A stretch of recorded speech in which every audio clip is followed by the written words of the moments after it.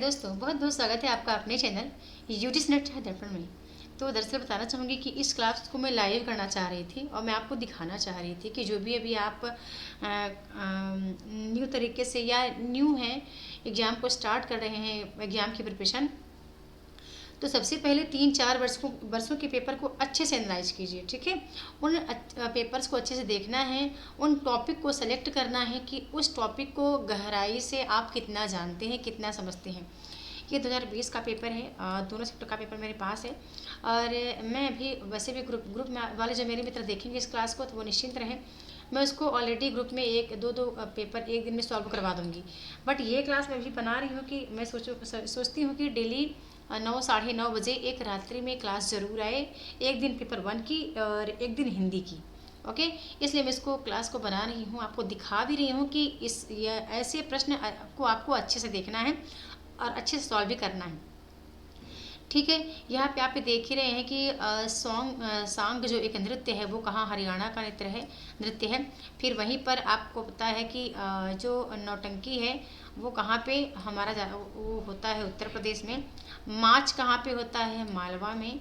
और फिर हम जानते हैं कि नाचा कहाँ होता है, तो नाचा छत्तीसगढ़ में। ये हो गया हमारा जो लोक नृत्य है, ये हो गया। ठीक है, यहाँ पे ऑलरेडी मेंशन है क्योंकि ये ग्रुप में टेस्ट जाता है, टेस्ट पेपर, तो ग्रुप में ऑलरेडी अभी दे दूंगी फिर से एक बार, आप लोग देख लेना जो ग्रुप से देख रहे हैं। बट मेरा जो मैसेज देने का ये मोटिव है कि आप जब भी तैयारी, अभी जो आप तैयारी स्टार्ट तो कर दिए हैं, लेकिन भले अब आप एक बार 2 बार पेपर दे चुके हैं, पर उससे भी ज़्यादा इम्पॉर्टेंट ये है कि आपको फिर से पेपर को देखना है। 2019 के 2 पेपर, 20 के 2 पेपर, 21 के 2 पेपर, 22 के 2 पेपर, 6 सेट को पहले आप अच्छे से देखो, एनालाइज करो। यही वो पेपर हैं। यदि आप यहाँ पर इन पेपर को सॉल्व करने पर यदि आपके आज भी 85 प्रश्न सही हो रहे हैं, तो मान के चलो कि आपका यूजीसी नेट 2023 अच्छे से निकल जाएगा। ठीक है, 90 से 95 हो रहे हैं तो समझ जाइए कि जेआरएफ के लिए आप बिल्कुल अच्छे से एलिजिबल हो जाएंगे। अब ये मत सोचिएगा कि ये पेपर आपके यही आएंगे, सेम नहीं आते हैं पेपर, थोड़े से कुछ प्रश्न ही मैच करते हैं। बाकी ये है कि थोड़ा सा आपको एक उत्साह मिल जाता है कि नहीं, अब ये मतलब इन टॉपिक से आप वाकिफ़ हो चुके हैं, तो प्रश्न कैसे भी आएगा तो आप सॉल्व कर ही पाएंगे। यानी कि ये कहने का आशा है कि कूट वाले प्रश्न तो आप कर ही लेंगे। ठीक है, जैसे कि नामवर ऐसे द्वारा रचित पुस्तकें कौन कौन सी हैं, तो यहाँ पे 2 ही है, क और ग हमारी सही है, कहानी नई कहानी और इतिहास और आलोचना। तो ये जो क्लास दिखाने का सबसे बड़ा मोटिव मेरा यही है कि मैं चाहती हूँ कि आप इन क्लासेस के सबसे पहले तो आप प्रीवियस ईयर क्वेश्चन को आर्ट से देखना स्टार्ट करो। ठीक है, कोशिश करो कि एक दिन अभी डेली सॉल्व करो। यानी आप जो पढ़ रहे हो पीडीएफ वगैरह वगैरह वो तो ठीक ही है, पर एक दिन आप कंटिन्यू अभी से स्टार्ट करो प्रीवियस ईयर क्वेश्चन को। 2 से 3 बार आपको PYQ लगाना है दोनों ही पेपर का। ठीक है, आगे प्रश्न आता है कि जगदीश चंद्र द्वारा रचित उपन्यास को बताना है।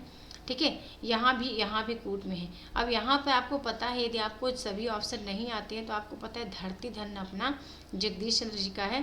और इसके आगे आप देख सकते हैं यहाँ भी कि जैसे कि का आप इसको मान लो मिलाने का एक तरीका होता है। जैसे कि आपने देखा, आपको मान लो अभी का पता था कि इनका जो उपन्यास है का है, लेकिन आपको घा का नहीं पता था कि मुट्ठी भर का करें, तो आप कट करना सीखो कि यहाँ पे तो ए ऑप्शन पे तो यार का है ही नहीं, ग है, यहाँ पे ख है, यहाँ भी ख है।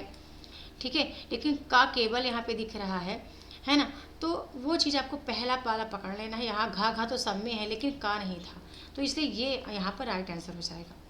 ठीक है, 1 नंबर मैं ये ग्रुप में डाल दूंगी, आप लोग देख लेना ग्रुप में जा करके। लेकिन वही बोल रही हूँ कि अभी से आप सॉल्व करो प्रश्नों को और इनको इग्नोर नहीं करना है। ठीक है, यदि आप कहीं पे मॉक टेस्ट करते हैं तो मॉक टेस्ट भी उन्हीं प्रश्नों का करिए जैसा कि एनटीए के अकॉर्डिंग क्वेश्चन आते हैं।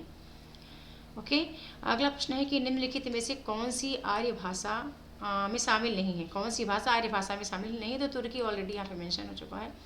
नीट, हाँ, ये वाले प्रश्न आपको बहुत डाउट करते हैं, कथन और कारण वाले। कथन का है कि समर्पण सगुण भक्ति का मूल है। ठीक है, कथन खा है कि भक्ति आंदोलन एकमात्र अद्वैतवाद से प्रभावित रहा है। अब दोनों का आपको आंसर चयन करना है। ठीक है, तो कथन का तो सत्य है कि समर्पण सगुण भक्ति में देखने को मिलता ही है, क्योंकि समर्पण आप देखते हैं तुलसी ने समर्पण किया, बहुत कुछ त्याग किया है। और बहुत से ऐसे हमारे कवि सगुण भक्ति धारा के कवि हैं जहाँ जिनकी भक्ति में समर्पण की भावना देखने को मिलती है, ठीक है। लेकिन यहाँ पे किंतु कथन जो है वो गलत है। गलत कैसे है कि भक्ति आंदोलन एकमात्र अद्वैतवाद से प्रभावित रहा। ये जो एकमात्र लिखा है ना, यही एक टॉपिक यदि आप पकड़ लिए होंगे तो आप इसको आंसर राइट कर पाएंगे, ठीक है। काहे, क्योंकि एकमात्र यदि न होता, यदि ये होता कि भक्ति आंदोलन अद्वैतवाद से प्रभावित रहा तो सही हो जाता, लेकिन एकमात्र लिखा है इसलिए यहाँ पे ये गलत हो गया। तो ये कथन क्या है, ख नंबर जो है वो गलत है। ओके। आगे है कि बिंबवाद का संबंध निम्नलिखित में से किस आचार्य से संबंधित है, तो एजरा पाउंड से है। अगला प्रश्न फिर आता है कि निम्नलिखित में से दिनकर की काव्य की विशेषताएं बतानी है। अब मैं आपको अक्सर ही बोलती हूँ, जब भी मैंने क्लास स्टार्ट करी मैं आपको बोलती जा रही हूँ कि क्या क्या चीज़ें हैं जो आपको अभी से तैयार रखनी है, ठीक है। एक तो कवि का अच्छे से जन्म समय याद रहे, दूसरा कवि के बारे में थोड़ा सा जानकारी रहे कि वो कवि किस काव्य धारा के हैं, किस काल के हैं, आदिकाल, भक्तिकाल, रीतिकाल, छायावाद, प्रगतवाद, प्रयोगवाद आदि आदि, चाहे का ही तीन ही हो, ठीक है। फिर रचनाओं को अच्छे से देख लीजिए, रचनाओं का प्रकाशन पर अच्छे से देख लीजिए। तो कुछ ये टॉपिक हैं, विषय वस्तु अच्छे से देख लीजिए, है ना। आदिकाल, भक्तिकाल या फिर जो भारतीय युक्त वेद युग है तो उनकी विशेषताएं अच्छे से देख लीजिए। ऐसा नहीं कि कोई टॉपिक आप छोड़ो, आप अपने को फुल तैयार रखो। पेपर में चाहे कुछ भी आए, मतलब मेरी तरह पढ़ो। या तो ये प्रसाद की रचना नहीं पूछी जाएगी तो पंत की तो आएगी, पंत की नहीं आएगी निराला की आएगी, निराला की नहीं आएगी तो वर्मा की तो आएगी। तो हमने चारों को पढ़ लिया, ठीक है, हमने चारों को पढ़ लिया, अब कोई ना कोई एक तो आएगा पेपर में। तो उस तरीके से आप स्टार्ट करो अभी से, जितना समय दे पाते हो उतना। ओके। यहाँ पे क और ग हमारा आंसर रही है। जातिवादी व्यवस्था का विरोध हुआ है, दिनकर की रचनाओं में हुआ है, और व्यक्ति स्वातंत्र की प्रतिष्ठा है, ठीक है।